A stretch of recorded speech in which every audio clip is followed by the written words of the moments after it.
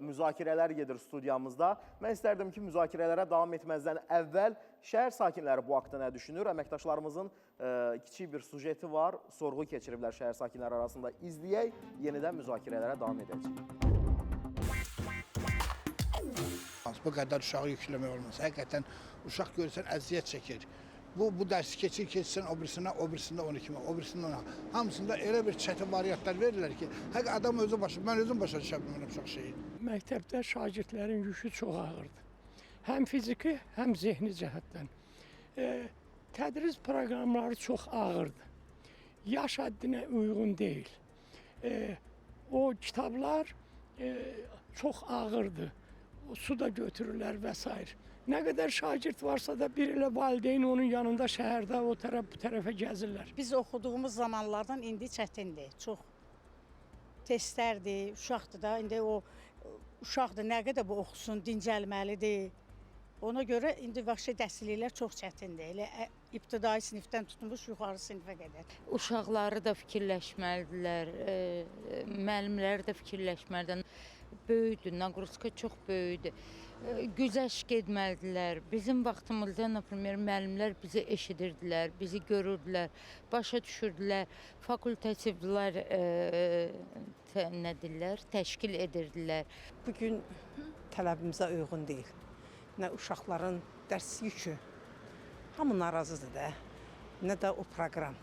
Çünki proqram hədsiz dərəcədə ağırdır. Ona görə uşaqlar çətinlik çəkir. Timbulu ibtidai hissə. Maraqlı olan bilirsiniz nədir?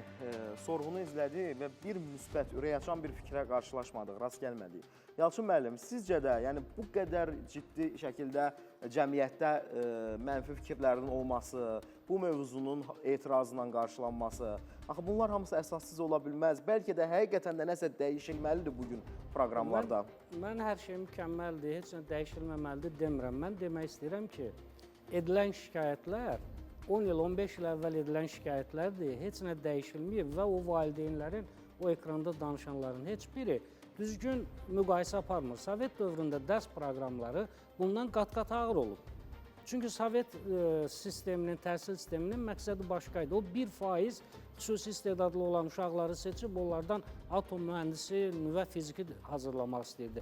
Yerdə qalan onun üçün gedib fabrik zavodlarda işləyəcəkdi. Sovet dövründə 6-cı sinifdə universal cazibə qanunu düsturlu verilmişdi. 10 üstü mənfi 11, yəni onun üstü qüvvətləri ilə hesablama aparmaq tələb olunurdu. Biz onu ümumiyyətlə keçmirdik, çünki anlanmırdıq. 8-ci sinifdə mail müstəvidə o qüvvələrin komponentlərə ayrılması, əvəzləyici qüvvənin tapılması verilmişdi Sovet dövründə və mənim, indi kimsə deyir ki, biz Sovet dövründə çox yaxşı oxumuşuq. Çox yaxşı oxumayıblar. Hər sinifdə 2-3 nəfər oxuyub, yerdə qalan bu aydın məsələdir. Yəni, razı deyilsiniz bu fikirlərdən? Qətiyyən razı deyiləm. Yəni, o valideynlərdən hansı açıb bir kitabı biz, yenə deyirəm, bilirsiniz necədir? Məsələn, bayaq Amerikan universitetlərini dedik. Amerikan universitetlərində çox ciddi pedaqoji tədqiqatlar aparılır.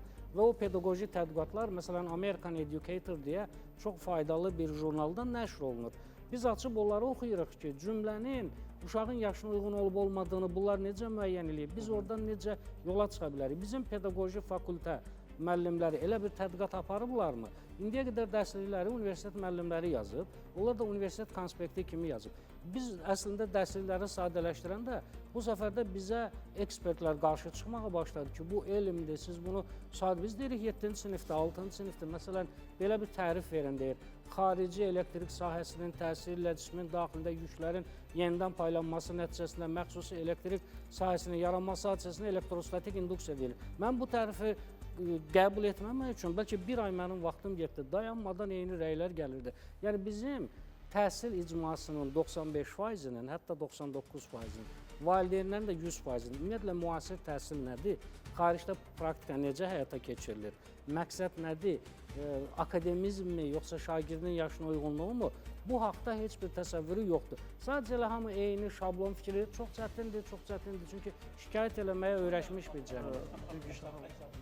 Çox çətindir. Biz bütün ailədə bir dənə uşağın öyrənməsinin üstündə hamımız həlak olmuşuq. Hələ ziyalı ailə. Hələ ziyalı ailə. Hansı dərsdir? Hamısının. Yəni əsaslandıra bilərsiniz. Üzrüm, Gülşah xanım, çox üzr istəyirəm. əsaslandıra bilərsinizmi Baxın, mən uşaq sizə deyim, dediyinizdə? bayaq Baxın, mən- Yalçın müəllim fakt Yalçın istəyir. müəllimin faktında bir məqamə toxundu ki, hamının Sovet dövründə oxuması, yəni bu çətinliyin olması.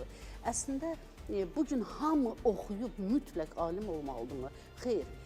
Məsələn, Rusiyada bir Sankt-Peterburgda Fizika Riyaziyyat Universiteti var. Biz orada konferans salonunda yapardılar.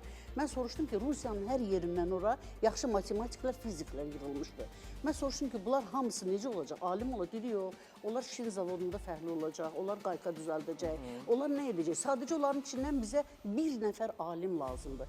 Bəs bir nəfər alim Yaponiyada necədir? 6 il təkcə əlifba keçirlər. Yapon uşaqlar üçün ən çətin şey deyir o əlifbanı öyrənməkdir. Amma onlara nə lazımdır? Onların içərisindən bir dənə texnologiyanı kəşf edib o əhalini dolandıra biləcək, yaşada biləcək insan olması. Yəni bu günlərim o alimlər niyə bizim sıralarımızda yetişmir? Bəs razı olmadığınız məqam nədir? Razı olmadığım odur ki, dərsliklər mütləq sadələşdirilir.